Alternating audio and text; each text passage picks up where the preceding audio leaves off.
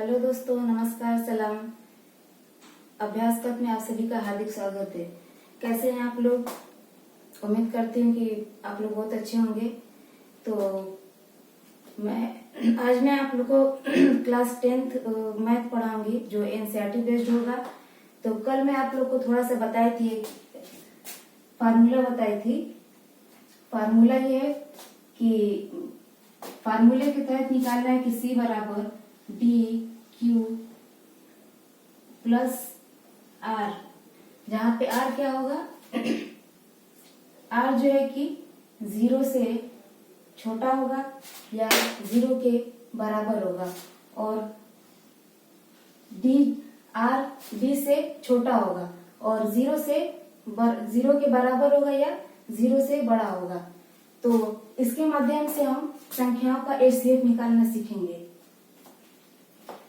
तो हमारी प्रश्नावली है,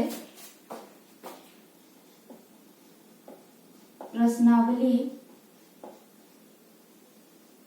1.1, जिसमें सबसे पहले हमें एक क्वेश्चन दिया गया है कि 135 और 225 का एचसीएफ निकालना है। दो संख्या हमें दी गई, 135 और 225 का एचसीएफ निकालना है। तो हम यहाँ पे यूक्लिड विभाजन विधि के द्वारा इसका एचसीएफ निकालेंगे। तो यूक्लिड विभाजन विधि द्वारा हम क्या करते हैं कि दो संख्याएं दी गई हैं, दोनों संख्याओं में से जो संख्या बड़ी होती है हम उसको पहले लिखते हैं। तो बड़ी संख्या इसमें 225 है, 225, और छोटी संख्या को हम यहाँ पे लिखेंगे 135। इसको हम ये भाजक होगा हमारा और ये भाज्य होगा।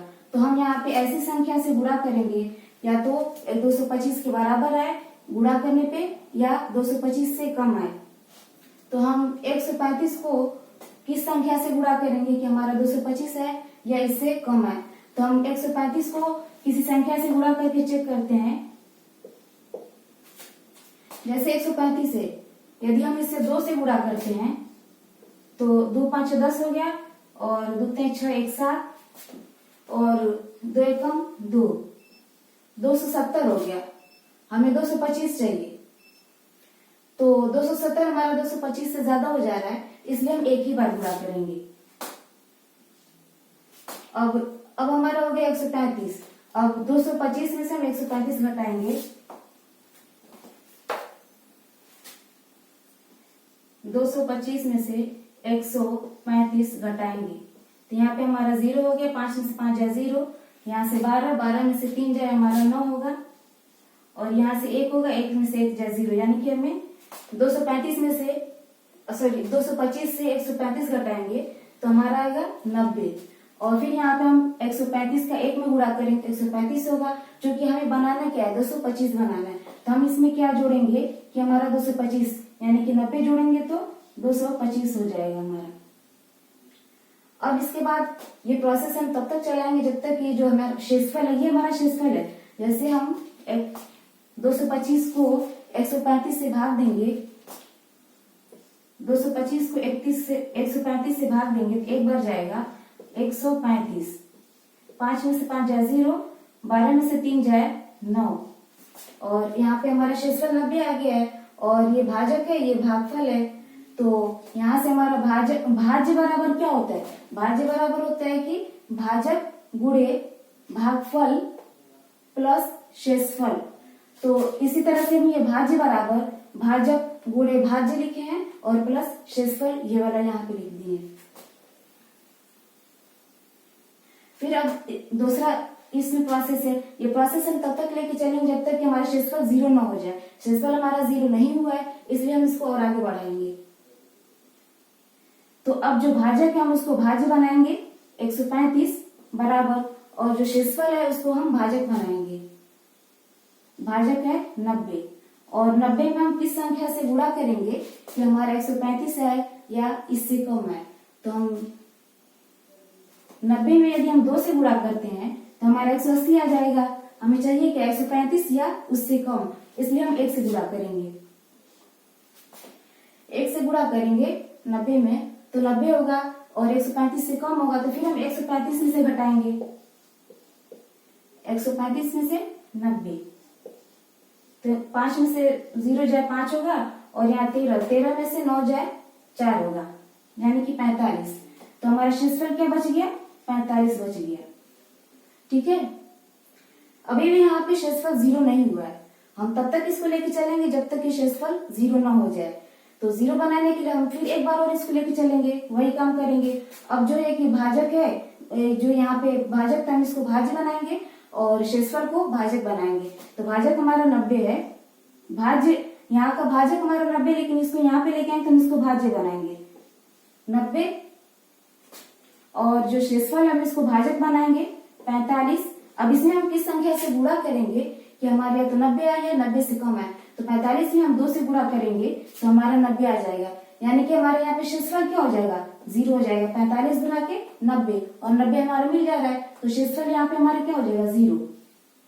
तो जहां पे हमारा शेषफल 0 आ जाए वहीं पे हम ये प्रोसेस स्टॉप कर देंगे, और जो जिस संख्या से मतलब गुणा करने पे हमारे ये 90 मिल जाए वही संख्या क्या होगी, HCF होगी।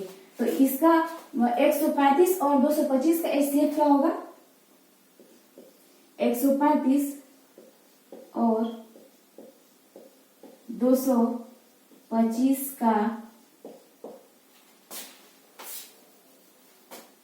HCF बराबर क्या हो गया, 45। ठीक है, यही हमारा आंसर हो गया। क्वेश्चन में बोला गया है कि दो संख्याएं दी गई 135 और 225, इनका हमें यूक्लिड विभाजन विधि द्वारा HCF निकालना है। तो हम इसमें से बड़ी संख्या को इधर लेंगे, भाज्य बनाएंगे, और जो छोटी संख्या होगी हम उसको भाजक बनाएंगे, और उसके साथ ये फार्मूला हम लगाएंगे C बराबर D into Q plus R, जहाँ पे C क्या है, भाज्य है, D क्या है, भाजक है, और Q क्या है, भागफल है, प्लस R क्या है, शेषफल यानी कि रिमाइंडर है। और R क्या होना चाहिए कि R जो है कि 0 के बराबर, हमारा 0 होगा, 0 के बराबर या 0 से बड़ा होना चाहिए, 0 के बराबर और 0 से बड़ा होना चाहिए, लेकिन D यानी कि भाजक से हमेशा छोटा होना चाहिए, ये इसकी कंडीशन है और ये फार्मूला है। तो यूक्लिड विभाजन विधि द्वारा HCF निकालने का ये फार्मूला, और इसी फार्मूले के तहत हम 135 और 225 दी गई संख्याएं हैं, इनका हम यूक्लिड विभाजन विधि द्वारा HCF निकाले हैं। तो फिर से एक बार समझ लीजिए कि कैसे निकाला जाता है। बड़ी संख्या को हम यहाँ पे भाज्य बनाएंगे और छोटी संख्या को भाजक बनाएंगे, और उसके साथ ये B है जो हमारा भागफल होगा।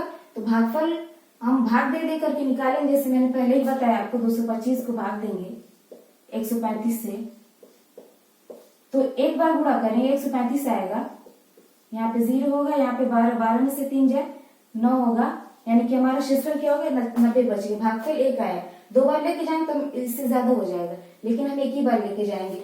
तो इसी तरह से हम भाग दे करके निकालेंगे, 135 को 1 से गुणा करेंगे तो 135 आएगा, प्लस हमें 225 बनाना है, तो 135 में क्या जोड़ेंगे कि 225 होगा, तो 135 में हम 90 जोड़ेंगे तो 225 हो जाएगा। तो हमारे यहाँ पे 90 क्या आ गया, शेषफल हो गया। और ये क्रम हम तब तक चलाते रहेंगे जब तक कि हमारे ये शेषफल जो है 0 ना हो जाए।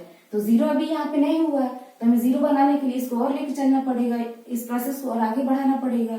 तो बढ़ाने के लिए फिर जो यहाँ पे भाजक होगा उसको हम भाज्य बनाएंगे, और जो यहाँ पे शेषफल होगा उसको क्या करेंगे, हम इसको भाजक बनाएंगे, और फिर वही काम दोहरा कर फिर से करेंगे। 90 में किसी तो ऐसी संख्या चूज करेंगे जिससे गुणा करने पे हमारे तो 135 आए या उससे कम आए, और फिर हम यहाँ से 90 में 2 से गुणा करेंगे तो हमारे 180 आ जाएगा, लेकिन हमें चाहिए कि 135 या उससे कम, इसलिए हम 90 में 1 से गुणा किए प्लस 90। अब 90 में हम क्या जोड़ेंगे कि हमारे 135 आ जाए, तो 90 में हम 45 जोड़ेंगे, तो 45 जोड़े तो हमारा 135 आ गया।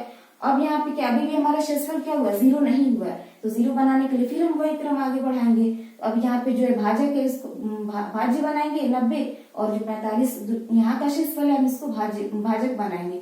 भाजक में यानी कि 45 में हम किस संख्या से गुणा करेंगे कि हमारा 90 है या 90 से कम है, 45 में हम 2 से गुणा करेंगे तो हमारा 90 आ जाएगा। जब 45 में 2 से गुणा करेंगे हमारा 90 आ जाएगा। 90 चाहिए हमें, तो यहाँ पे शेषफल क्या हो जाएगा 0।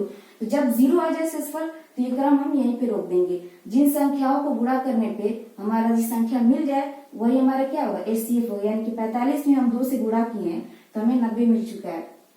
तो 45 ही 135 और 225 का HCF होगा। यही आंसर है।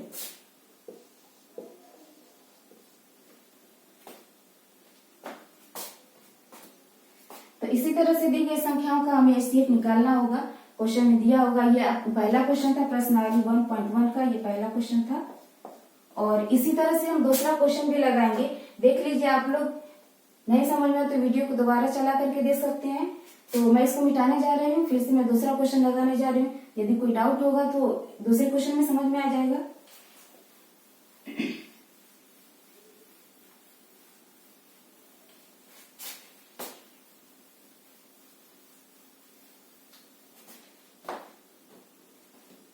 दूसरा क्वेश्चन है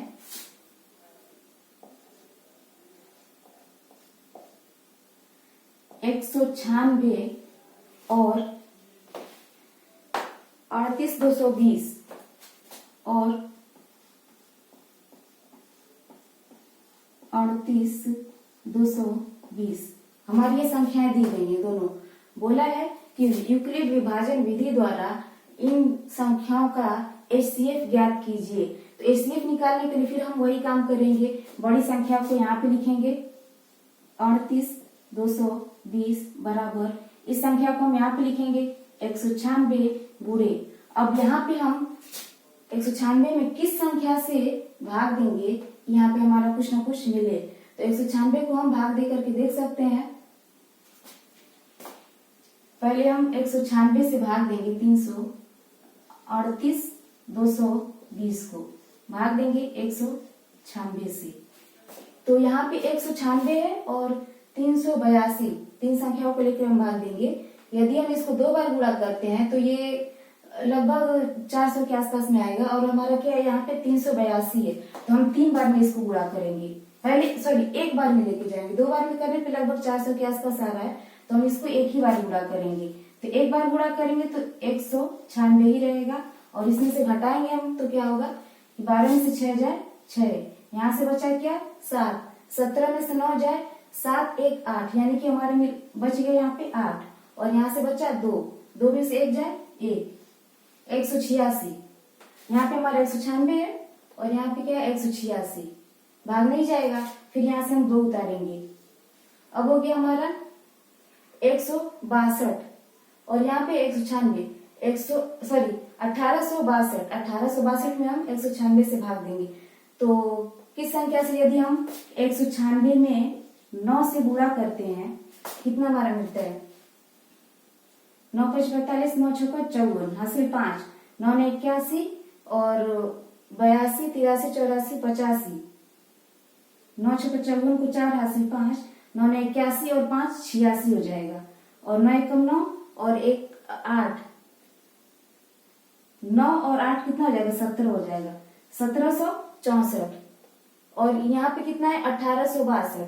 10 से गुणा करेंगे तो क्या हो जाएगा, यहाँ पे हमारा 10 से गुणा करने पे 1960 हो जाएगा, 1960 हो जाएगा। तो हम 10 से गुणा नहीं करेंगे क्योंकि हमें चाहिए कि 1862 या उससे कम चाहिए। तो 9 बार गुणा करने पे हमारा 1764 आ जा रहा है। तो हम यहाँ से 9 बार गुणा करेंगे।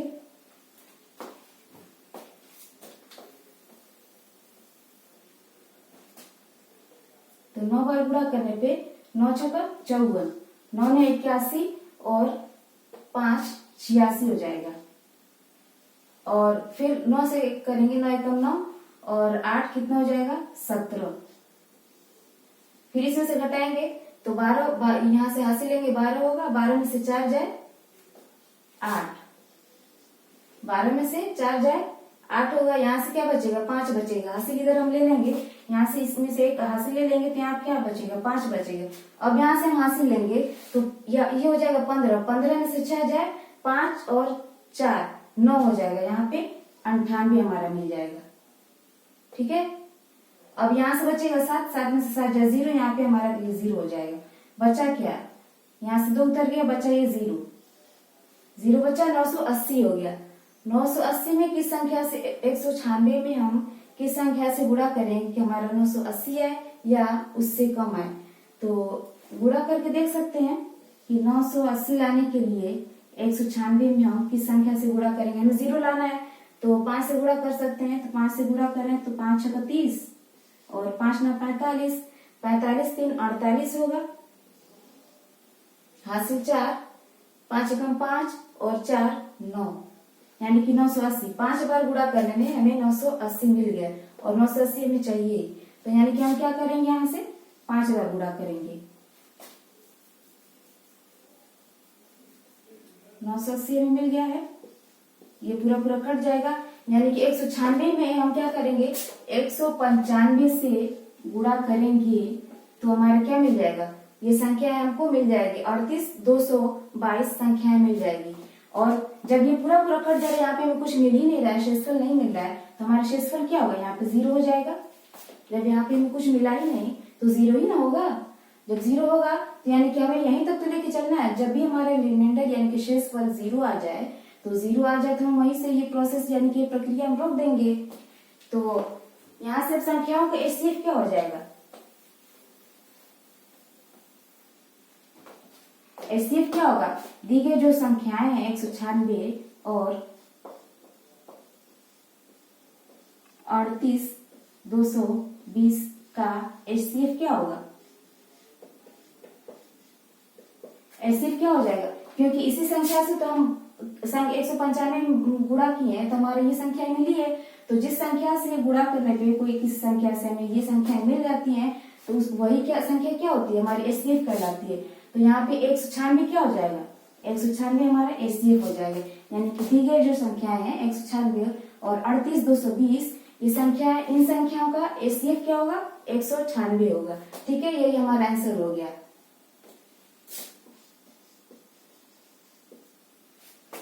एक बार और समझ लीजिए कि संख्याएं हमारी दी गई 196 और दूसरी संख्या है 38,220। इन संख्याओं का हमें निकालना है एचसीएफ। एचसीएफ निकालने के लिए जो ये आपको फार्मूला लिखवा ही दिया गया कि C बराबर D Q प्लस R, जहाँ पे C क्या है, भाज्य है, D क्या है, भाजक है, Q क्या है, भागफल है और R क्या है, शेषफल है। तो यहाँ से हम लिख लिए बड़ी संख्या को यहाँ पे भाज्य बनाएंगे, छोटी संख्या को हम भाजक बनाएंगे। प्लस यहाँ पे भागफल के लिए हम संख्या ढूंढेंगे अपने से कि यहाँ पे किस संख्या से हम गुणा करें कि हमें ये संख्या मिल जाए या उससे छोटी मिले। तो हम 196 में 195 से गुणा करेंगे तो हमें ये संख्या मिल जाएगी 38,220 मिल जाएगा।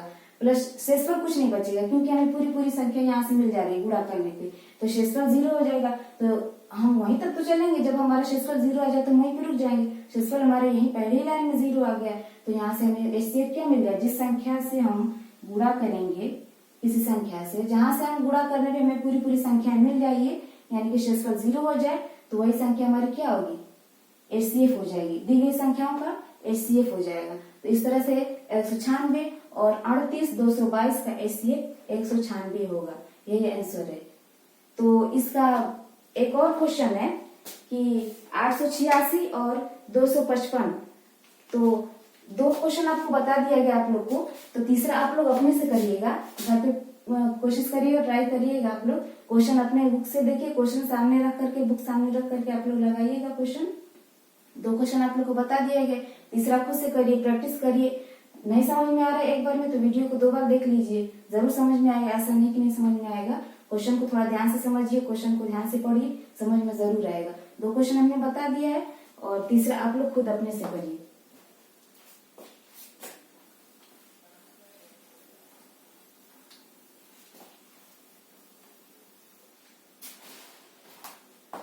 इसका अगला क्वेश्चन है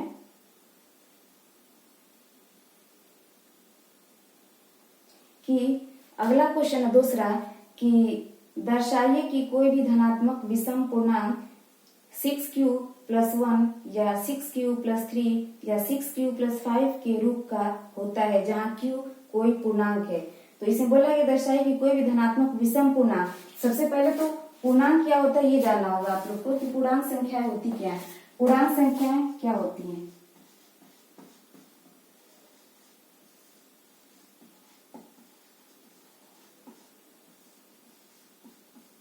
पूर्णांक संख्याएं क्या होती हैं?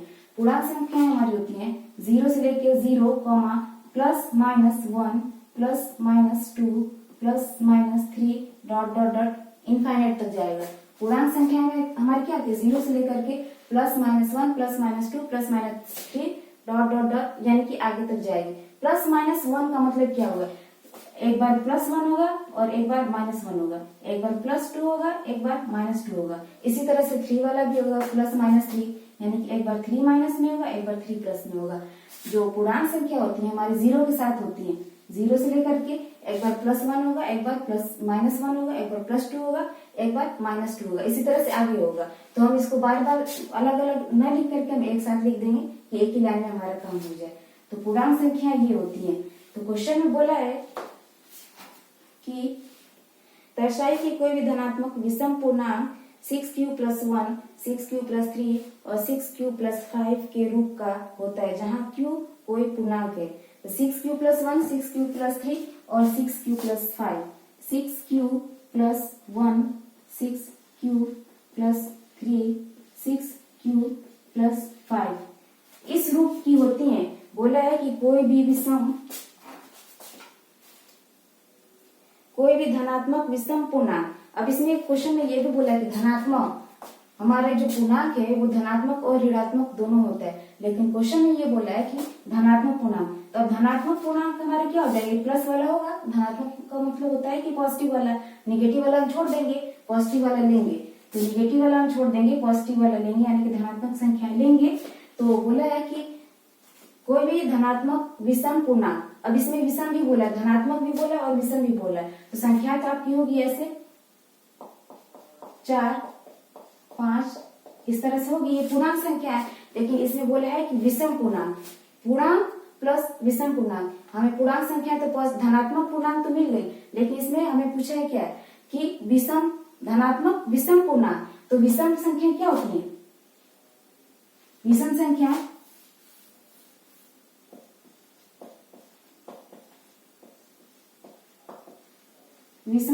क्या होती है?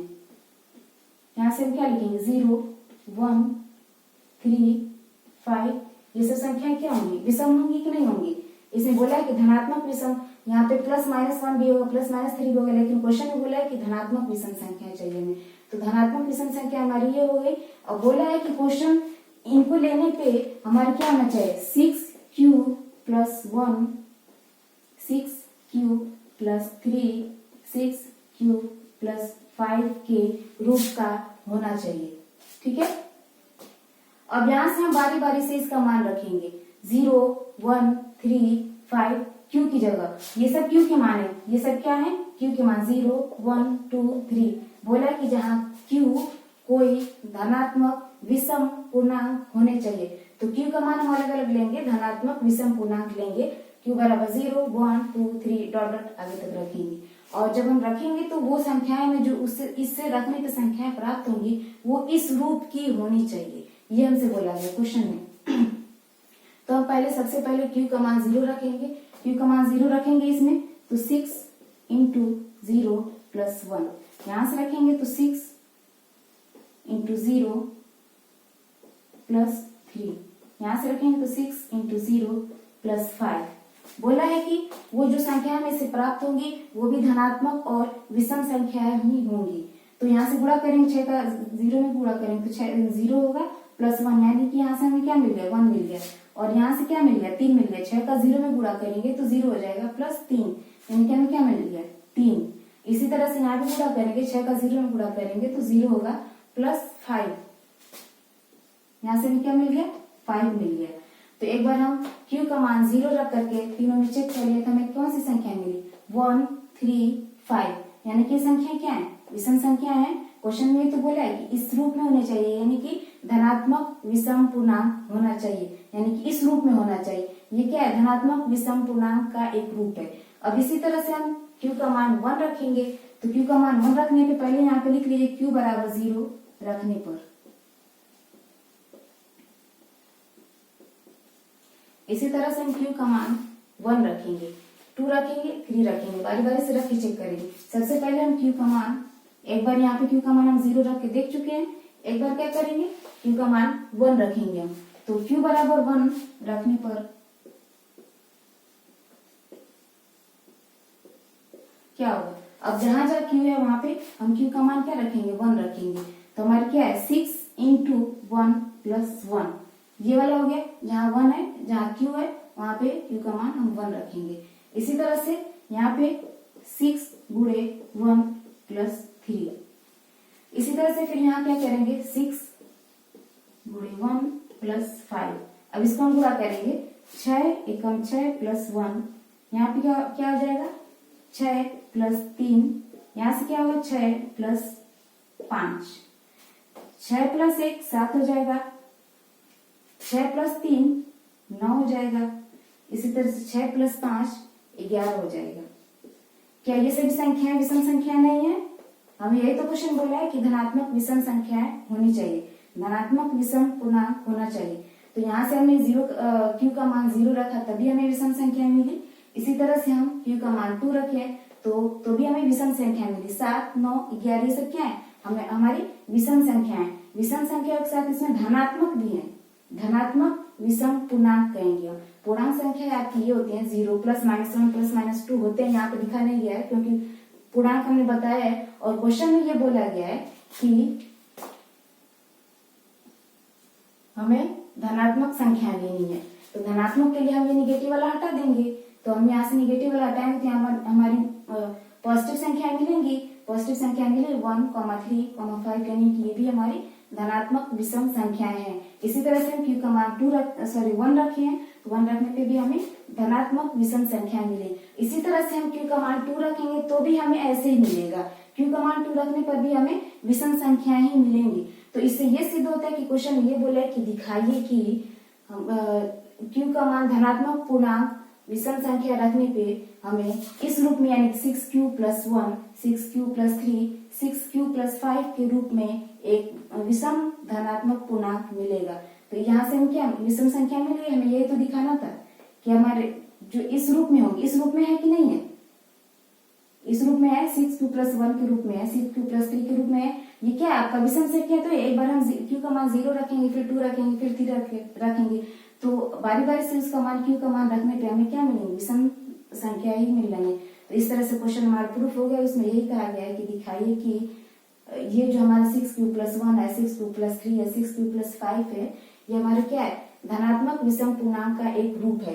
ये हमारा धनात्मक विषम पूर्णांक है।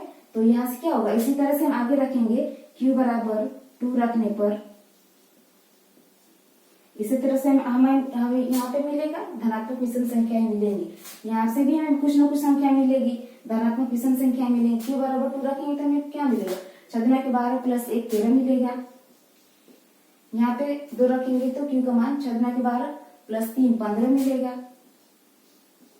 इसी तरह से यहाँ पे रखेंगे 6 के 12 प्लस 5 17 मिलेगा। तो यहाँ से क्या हो जाएगा, ये भी धनात्मक विषम संख्या है ही। तो इसी तरह से क्या हो जाएगा, यानी कि ये जो रूप है 6Q plus 1, 6Q plus 3, 6Q plus 5, ये क्या है धनात्मक विषम पूर्णांक संख्याओं का एक रूप है। तो यहाँ पे हेंस प्रूफ, यानी क्या हो गया कि ये जो संख्याएं हमें दी गई हैं ये क्या है धनात्मक विषम पूर्णांक है।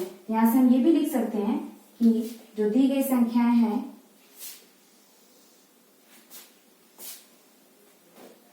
6Q plus 1, 6Q plus 3, 6Q plus 5, ये क्या है हमारा धनात्मक विषम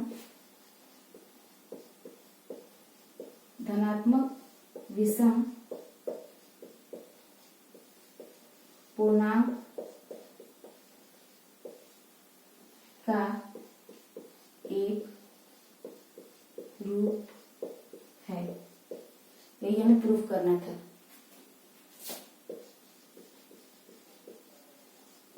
ठीक है, यही हमें क्वेश्चन में प्रूफ करना था। तो एक बार और समझ लीजिए, क्वेश्चन में दिया गया है कि पूर्णांक संख्याएं धनात्मक पूर्णांक संख्या होनी चाहिए, वो भी विषम होनी चाहिए। तो सबसे पहले हमें ये मालूम होना चाहिए कि पूर्णांक संख्या होती क्या है।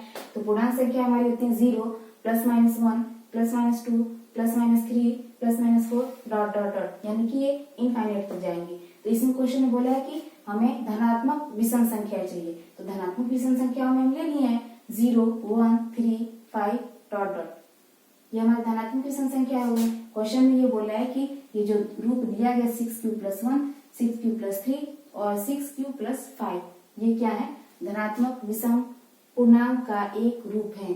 तो इसको रखने के लिए हम क्या है, q का मान अलग अलग हम रखेंगे, 0, 1, 2, 3, आगे डॉट डॉट आगे तक भी रखेंगे, लेकिन हमें बहुत ज्यादा रखने की जरूरत नहीं, 1 से 2 तक ही हम चेक करेंगे, हमें उतने ही से पता चल जाएगा कि ये धनात्मक विषम पूर्णांक है। तो q का मान सबसे पहले हमने 0 रखा है, यहाँ पे 0 रखने पे जहां जहां q है वहां पे हम क्या करेंगे, 0 रख देंगे। 0 रखने पे हमारे क्या आया, 6 का गुणा 0 से करेंगे तो 1 आएगा, 6 का गुणा 0 से करके +3 जोड़ेंगे तो क्या होगा, 3 होगा, 6 का गुणा 0 से करके 5 जोड़ेंगे तो क्या हो जाएगा, 5 हो जाएगा। 1, 3, 5 ये क्या है, धनात्मक विषम पूर्णांक है। इसी तरह से q का मान 1 रखने पे क्या होगा, जहां जहां q है वहां पे हम इसका मान 1 रखेंगे। तो 6 × 1 + 1 गुणा करेंगे तो 6 + 1 7 यहाँ पे हो जाएगा, यहाँ से गुणा करेंगे तो 6 + 3 9 हो जाएगा, यहाँ से गुणा करके जोड़ेंगे तो 6 + 5 11 हो जाएगा। इसी तरह से हम इसका मान 2 रखेंगे, 9 का और q का मान 2 रखने पर हमें 13, 15 और 17 मिलेंगे। इससे हमें क्या सिद्ध होता है, जो क्वेश्चन दिया गया है ये हमारा एक धनात्मक विषम पूर्णांक का एक रूप है। यहाँ से हम क्या लिख सकते हैं, 6q+1, 6q+3 और 6q+5 हमारा क्या है, धनात्मक विषम पूर्णांक का एक रूप है। तो यहाँ से प्रूफ हो गया। क्वेश्चन को आप लोग एक बार और अपने से पढ़ लीजिएगा, समझ में आ जाएगा जरूर। तो क्वेश्चन को आप लोग देख लीजिए, वीडियो फिर से देख लीजिएगा, नहीं समझ में आएगा तो समझ में वैसे आ गया होगा, ऐसा नहीं कि नहीं समझ में आया होगा।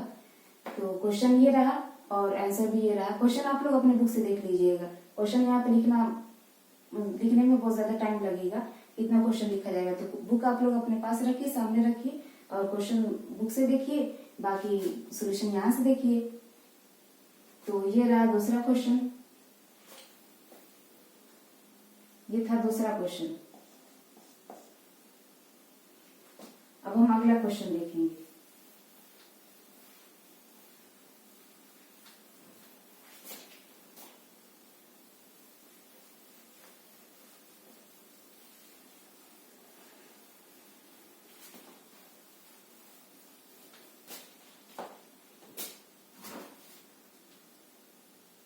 अगला क्वेश्चन क्या है हमारा कि किसी परेड में 616 सदस्यों वाली एक सेना की टुकड़ी को 32 सदस्यों वाली एक आर्मी बैंड के पीछे मार्च करना है।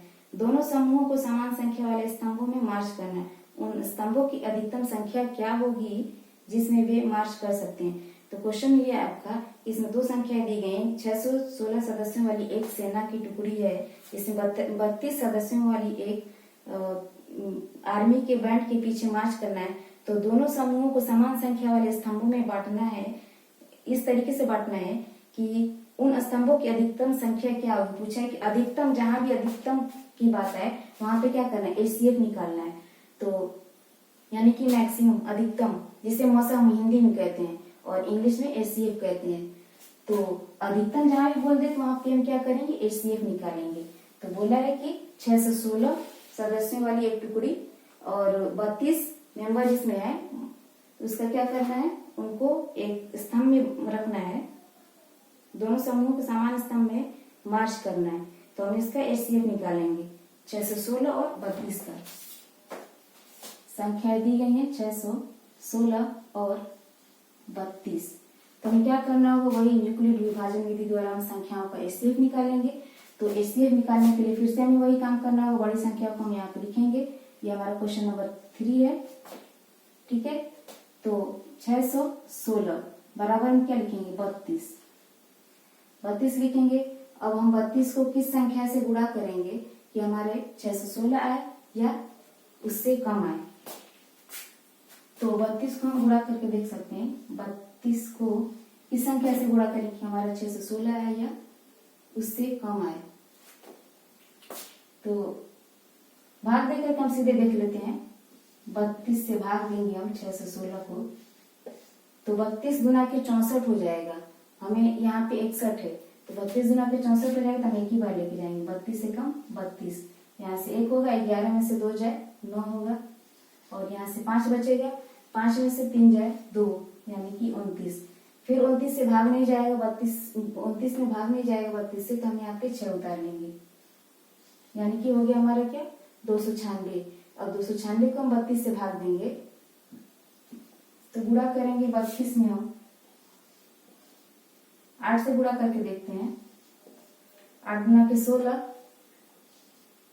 8 3 के 24, 1 25, 8 गुना के 16 कुछ है, हासिल 1, 8 3 के 24, 1 25, यानी कि 256 हमें मिल गया।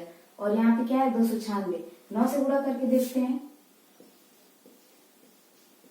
9 गुना के 18 और 9 3 के 27, 1 28, यानी कि 288 हमें मिल गया। 10 से करेंगे तो हमारा 320 हो जाएगा। हमें चाहिए क्या 296 चाहिए, तो 32 में 9 से गुणा करेंगे तो हमारा क्या होगा 288। 9 गुना के 18 और 9 3 के 27 और 1 28, यानी कि 288।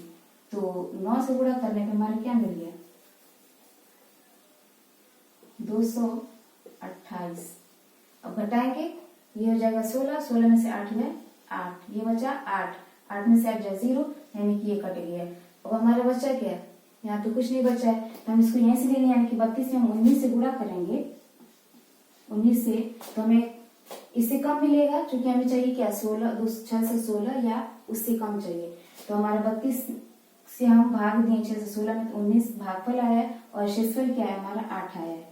ठीक है, तो हमें ये प्रोसेस तब तक हमने पहले ही बताया कि प्रोसेस हमें तभी तक आगे लेके चलना है जब तक कि हमारा शेषफल क्या है 0 ना आ जाए। तो हम इसको एक बार और आगे लेके चलेंगे, तब तक लेके चलेंगे जब तक हमारा शेषफल 0 ना हो जाए। फिर एक बार करेंगे, अभी जो है भाजक इसको भाज्य बनाएंगे, तो 32 होगा। 32 बराबर क्या लिखेंगे, शेषफल को हम क्या करेंगे यहाँ पे भाजक बनाएंगे। शेषफल क्या है हमारा 8। अब 8 के साथ हम किस संख्या से गुणा करेंगे कि हमारा 32 आए या उससे कम आए। तो 8 में हम 4 का गुणा करेंगे तो हमारा 32 मिल गया। 32 बनाना ही था हमें और 32 यहाँ से मिल गया, तो शेषफल क्या हो गया 0। तो हमें शेषफल 0 ही बनाना था और 32 हमें लाना था कि 8 में किस संख्या से हम गुणा करेंगे कि हमारा शेषफल 0 आए और हमें 32 मिल भी जाए। तो 32 मिलने के लिए हम 8 में 4 से गुणा किया तो हमारा 32 मिल गया और शेषफल 0 हो गया। तो यानी कि प्रोसेस हम यहीं से रोक देंगे, तो हमारा क्या हो जाएगा, इन संख्याओं का HCF क्या हो जाएगा, HCF बराबर 8, यानी कि जिस संख्या के साथ शेषफल 0 आ जाए वो संख्या क्या होंगी HCF हो जाएंगी। तो यानी कि 8 ऐसे हम लाइन बनाएंगे, यानी कि स्तंभ बनाएंगे जो कि क्या होगा दोनों सेनाओं के लिए बराबर बराबर होगा। तो इस संख्याओं का इसमें बोला है क्वेश्चन में कि वो अधिकतम मान ज्ञात कीजिए, अधिकतम स्तंभ बनाइए जिसमें दोनों संख्याओं के जो आर्मी के टुकड़े हैं दोनों का स्तंभ बराबर बराबर होना चाहिए। यहाँ से क्या मिल गया हमारा HCF 8 मिल गया। HCF ही निकालना था, बोला है कि अधिकतम संख्या ज्ञात करना, तो अधिकतम के लिए क्या होगा HCF निकालना होगा। तो यहाँ से क्या होगा 8 होगा, यही हमारा आंसर होगा।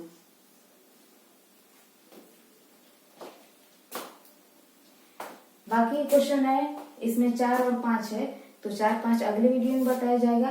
क्वेश्चन को आप लोग ध्यान से देखिए, क्वेश्चन बुक से देखिए, क्वेश्चन यहाँ पे नहीं लिखवाया जा रहा है, क्वेश्चन आप लोग बुक से देखा करिए और बुक को अपने सामने रख करके देखा करिए और सोल्यूशन यहाँ से देखिए।